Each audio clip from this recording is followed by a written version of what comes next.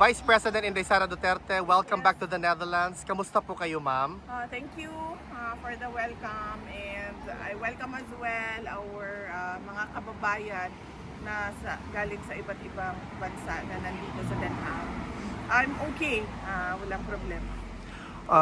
VP Inday, I think a lot of people wants to know, kamusta po ang inyong ama, ma'am? That's the burning question naman all the time. Okay lang naman siya, wala mo siyang problema. We had productive discussion about politics. So, ang gusto lang, naubos yung oras namin sa kakatanong niya sa estado ng politika sa Pilipinas. Ma'am, it seems that notably 30 minutes early yung pag-out niyo, ma'am. Is this a new development? Kasi 2:45 pa man, ma'am, mga wala pa nag 3 o'clock. 1:30, 2:30. O, sa oras naman di ay? 2:44 pa, ma'am. Libre ang oras mo. Sa? 2:44 pa, ma'am. 2:44, so 15 minutes early. Mga 20. Wala akong kabantay. Wala akong kabantay. Okay. Actually. But everything is okay naman so far, ma'am. Mo, dating nga nito, no? Wala ka, VP. Actually, nag-chismis magod mini Pierre ni kaganina. Tapos, sulti na ang security na I have to go daw, I have to go. And then PRD requested 5 minutes extension para lang mahuman ang chismis ba. But said no, not today. But on any other day, yes. So I was thinking maybe, I don't know. Okay. I do not know. Basta na siya lain na schedule pa. Okay. VP Inday, yung recently concluded mo na meet and greet sa London, nakita ng buong mundo na solid talaga ang suporta sa iyo ng taong bayan. That's basically the trust and confidence of overseas Filipino workers just for London alone. How do you feel, ma'am, seeing that particular crowd? Well, heartwarming at nakakaiyak dahil karamihan sa kanila kapag na face-to-face na, ang una talaga nilang tanong is kamusta na si Tatay Digong. At kung hindi man yan, ang sinasabi ay ipaabot mo yung aming pagmamahal at pagdarasal kay Tatay Digong. So, karamihan talaga doon yung kanilang pangungulila kay President Duterte. VP Inday, in as far as a positive development is concerned, yung results sa dalawang survey Pulse Asia and SWS, talagang nakikita na yung trust and confidence and your ability to lead in as far as being the Vice President of the Republic of the Philippines is concerned has resonated to the millions of Filipinos. How do you feel, ma'am, na steadfast, steady, strong pa din ang suporta sa iyo ng mga Pilipino in comparison to what is alleged by some? On that point, I am truly blessed, no?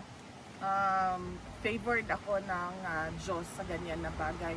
Hindi ako makapag-explain sa mga surveys dahil hindi ko naman alam paano yan ginawa o kung sino ang nagpagawa niyan. Pero lagi lang talaga ang sinasabi ko kapag merong survey na lumalabas ay nagpapasalamat ako sa patuloy na pagtitiwala ng ating mga kababayan sa akin, sa aking mga kasamahan sa OVP at syempre sa aming opisina. VP Inday, on a different matter, were you able to watch or perhaps read a transcript of the State of the Nation's address ni BBM? Hindi ako nanood ng SONA like last year, and wala akong planong basahin ang nilalaman ng SONA o kahit man lang summary dahil I truly believe it is a waste of time of the Filipino people. VP, marami po ang nagtatanong, how do you maintain the radiant glow na talagang shining, shimmering, splendid ka talaga? From SONA to beauty and wellness. Akyat kundi. Kasi ma'am, ang dami nagtatanong, ma'am, how do you keep such a radiant glow knowing na kabilat kanan yung atake sa iyo, ma'am, may it be personal or political? Hindi ko lang alam ha, sandali lang. Gusto ko lang matanong kung hindi ba ganito ang glow ko noon, 2022? Ganito. Actually, mas, ma'am. Mas grabe. Yes. Grabe, Jude. Wala man kasing difference sa akin simula nung 2022 hanggang ngayon. Siguro nadagdagan lang yung skincare kasi nga. Ang sikreto, ma'am. Kasi nagkakaedad, di ba? Pag mahirap na pag 38 ka lang, tapos namumukha kang 68. kaya syempre pag Mag-guilty, mapuntaan namin. pag Ma'am, wala akong pinapatamaan. Kasi meron tayong kilala na 68 pa lang pero mukha ng bangkay. Kailan mi ama, mami, kailan mi ma'am. So wala naman nagbago sa akin ma'am simula nung 2022. In fact, before 2022. Pareho lang yun. Yun lang na meron na akong awareness ngayon sa aging ng mukha. Kaya meron ng mga Sunblock, ma'am. oo, meron ng mga yung sinusulat ng dermatologist na skincare. Okay. VP, meron bang gustong ipahatid si former president sa mga Pilipino, ma'am? Na alam niyo naman talaga, ma'am, we have been doing this for more than a year, but strong and steady pa din. In fact, ma'am, on Wednesday, we actually have a gathering prepared to echo the voice of Filipinos from all over the world. Yes, oo. Meron tayong rally sa Wednesday, July 29 sa harap ng ICC. And this is a Free Duterte Now rally. And we will talk about the injustice that was done to President Rodrigo Duterte. Pinaalam ko ito kay President Duterte at sinabi ko sa kanya na I do not think this will help your case since from previous rallies napapansin namin na kinukuha ng ICC yung mga sinasabi natin at ginagawa nilang basihan sa kanilang mga desisyon. And then he said na bakit pa kayo mag-rally? What for? Sabi ko, para lang malabas namin yung galit namin. At marinig ng buong mundo yung galit ng mga Pilipino sa ginawa sa iyo. And then sabi niya, okay, bahala kayo kung yan ang gusto ninyo. But I warned him that it will not help his case and he said no, okay na. Kung ano yung gusto niyo. And you, ma'am, as our hope, the torchbearer for the light na makikita namin sa 2028, the future President of the Republic of the Philippines. What's your message to your supporters, ma'am, na talagang lalaban hanggang sa dulo para sa bayan? On that note, din I am truly blessed kasi simula nung 2016 hanggang 2019 midterm elections ng presidency ni PRRD noong 2022 2025 pinakita din yon ng mga tao yung kanilang suporta. Hanggang ngayon nandyan pa rin yung pagtitiwala at suporta ng ating mga kababayan. In fact, hindi lang yung kanilang suporta, hindi lang siya na parang, oh, gusto ko siya, sinusuportahan ko siya. Marami sa ating mga kababayan, yung nagdarasal talaga gabi-gabi para we pray for Inday Sara, we pray for the Duterte family, we pray for President Duterte. At hindi ko alam kung saan nanggagaling yung ganyan kalakas na pagtitiwala at paniniwala ng ating mga kababayan.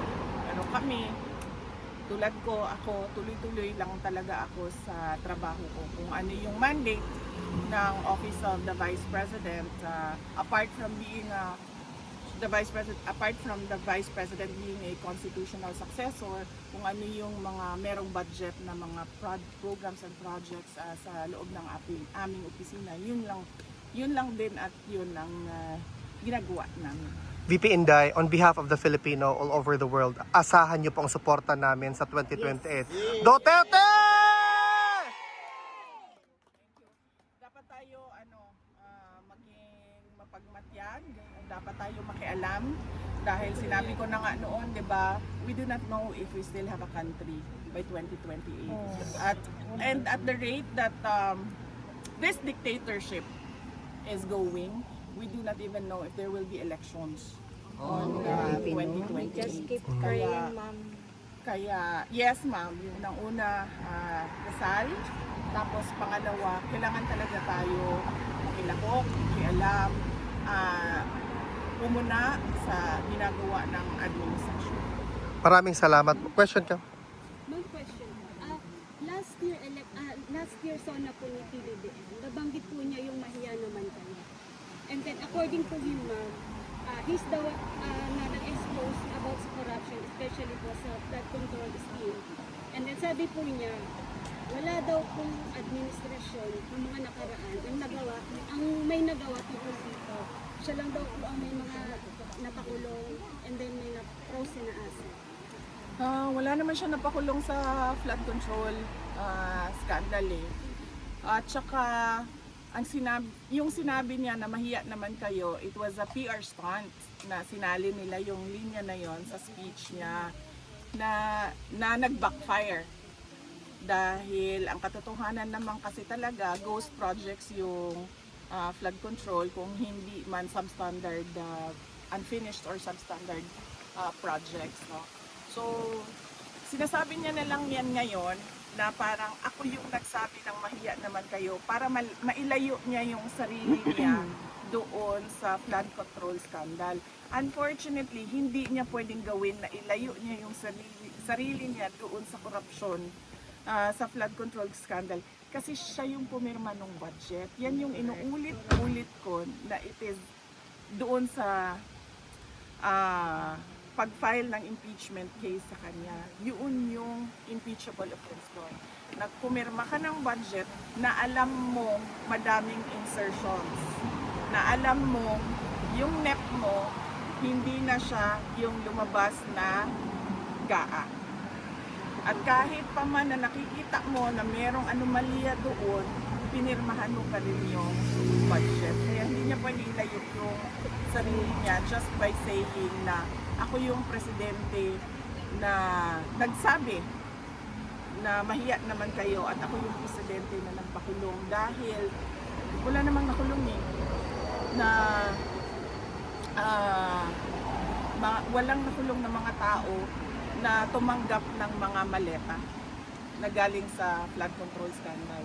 And ma'am, kanina sa zona po niya, nabanggit po niya na malapit na daw or kakasuhan na daw po si Romualdez at may mga congressman na po na parang magsiserve na po na sila ng warrant po sa mga congressman na involved po sa flood control scandal. Di ba yan din yung sinabi niya last year bago mag-December may makukulong na. So meron bang nakulong bago mag-Christmas? Wala. So wag niyo na i-expect na makulong yung dating speaker o mga members ng House of Representatives. Huwag niyong balik na lang tayo sa 20 pesos ang bigas. Yes. Diba? O hindi, balik tayo sa akin. Sa akin na lang. Dalawa lang ang hiningi ko eh. Nung pumayag ako na tumakbo, katandem niya bilang kanyang vice president. Yung isa doon, buwan pa lang hindi na niya sinunod. Wala pang 1 year. Isa lang yon. Related lang yon sa pakiusap ko sa kanya sa kailangan kong gawin gabi-gabi para sa aking mga anak kasi bata kayong mga anak ko. Wala siyang, hindi niya tinupad. Sige, sabihin na natin, no, personal yan eh. Pwede naman hindi to pa rin yan. Eh. Okay, fine. Doon tayo sa 20 ang bigas. Tinupad ba? Hindi. May makukulong before Christmas. Tinupad ba? Hindi. Wala. So bakit pa kayo naniniwala at nanonood ng suna? Correct. Hindi na tayo. VP Inday, maraming salamat po, ma'am.